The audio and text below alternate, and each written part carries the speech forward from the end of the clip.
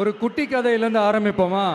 ஒரு பெரிய ஊரு, ஒரு 4 ரோடு ஜாயிண்ட் ஆகுற மாதிரி ஒரு ஜங்ஷன், ஒரு பிஸியான ஏரியா, ஆள் நடமாட்டம் அதிகமா இருக்கக்கூடிய ஒரு ஏரியா.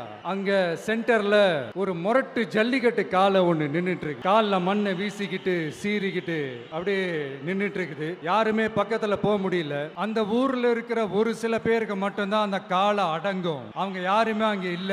ஆனா அந்த கிரவுட்ல இருந்த ஒரு சில பேர், எங்களுக்கு இல்லாத அனுபவமா, நாங்க பார்க்காத காளையா, நாங்க பார்க்காத மாடா, நாங்க போய் அடக்குறோம்னு சொல்லிட்டு உள்ள போறாங்க. ஒருத்தராலையும் அந்த காளைய தொடக்கூட முடியல.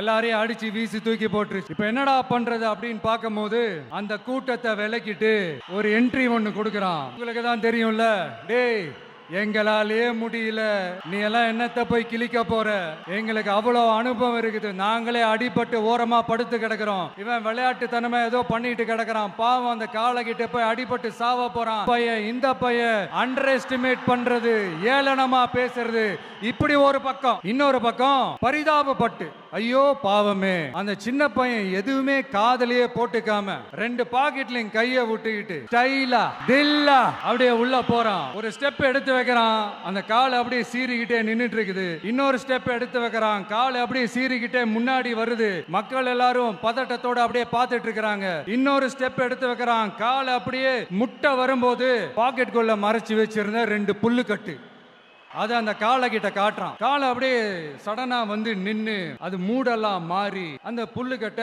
சாப்பிடாரு. அந்த சின்ன பையனும் அந்த காலை அப்படியே தடவிக்கிட்டு வரான். காளையும் பக்கத்துல ஒரு குழந்தை மாதிரி நடந்து வந்துகிட்டு வருது. பக்கத்துல இருந்த ஒரு வயல்வெளியில அந்த காளையை மேய விட்டுட்டு வரான். மக்கள் எல்லாரும் அந்த பையனை ஆச்சரியமா பாக்குறாங்க. அந்த அடிபட்டு கிடந்த அந்த அனுபவசாலிங்க தலைய தொங்க போட்டு நின்னுட்டு இருக்கிறாங்க.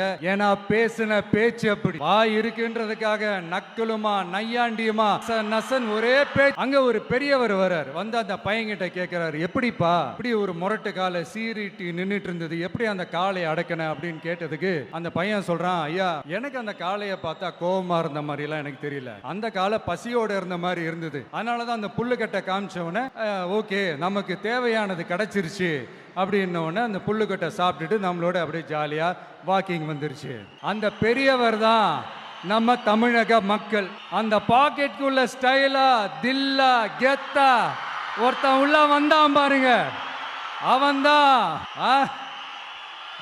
நான் இல்லை, நானு நீங்க நாம எல்லாருமா சேர்ந்து மாபெரும் மக்கள் சக்தியா இருக்கக்கூடிய நம்ம டிவிக்கு, அதுதான் அந்த சின்ன பையன்.